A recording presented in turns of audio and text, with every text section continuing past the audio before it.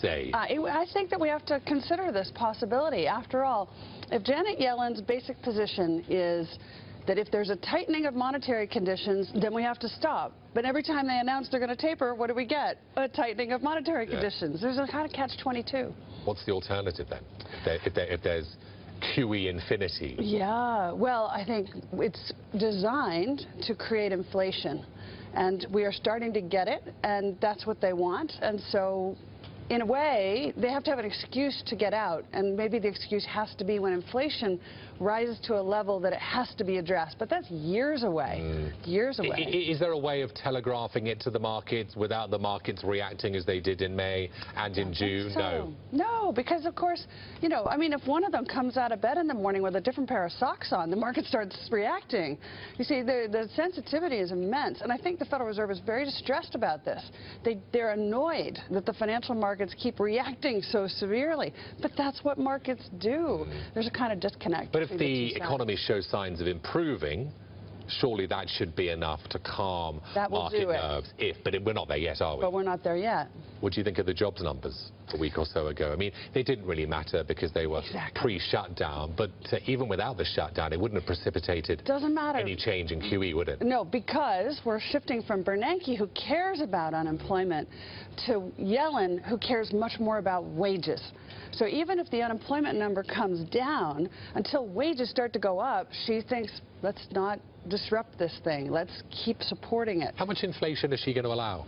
Well, this is a good question, but one thing is sure. I think she's prepared to let the inflation rate go above average for probably as long as it was below. So the 2% is the Fed level, isn't it? That's the preferred level, well below 2%. Yeah, but the point is, since it's been below for so long, I think she's reasonably cool with letting it go above for a while. Letting it go above for a while? This is the point. Today in the New York Times, there's a great article on this point exactly. Maybe inflation is good. And I think this is important for people to make a decision. Is it a good thing or is it not? And either way, what does it mean for asset prices? Shouldn't there be some say an inflation level of 4%? Why 2%? Why not 4%? Well, if you're a pension fund, the difference between 2% and 4% is immense. It will completely change your asset allocation. And for an individual, the jump from 2 to 4 is massive in terms of the squeeze on your cost of living.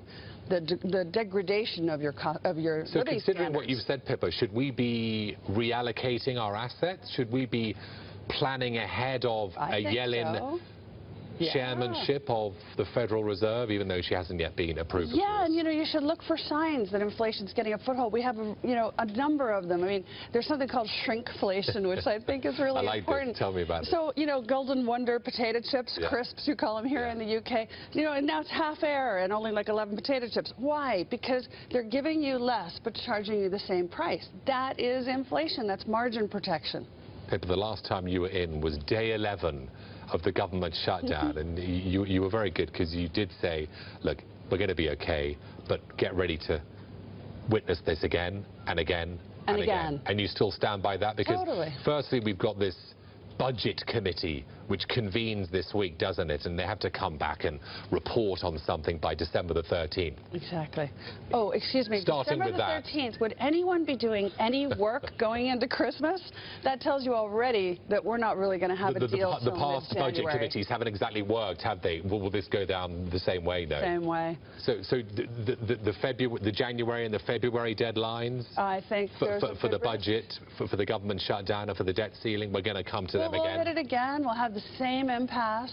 This is going to happen, I think, going into the next presidential election. This causes huge uncertainty. What damage is it going to do to the economy? Because people are saying this one did, what, 0.25% out of the fourth quarter GDP? Yeah, but there are also those people who say, look, you see, the economy works perfectly well, even when the government shut down, so do we really need it? I mean, you can look at it both ways. Yes, it creates uncertainty, but again, we've been here before, right? This is only the 18th time this has happened since Jimmy Carter was in office. So the market can withstand this for a while. I think the longer it goes on, the more problematic it'll be. If it goes on for the next year, I think then people will start to feel indigestion. But in this earlier period, they'll just shrug it off. It's fine. Shrug it off. Pippa, you're staying with us. Thank you, Pippa.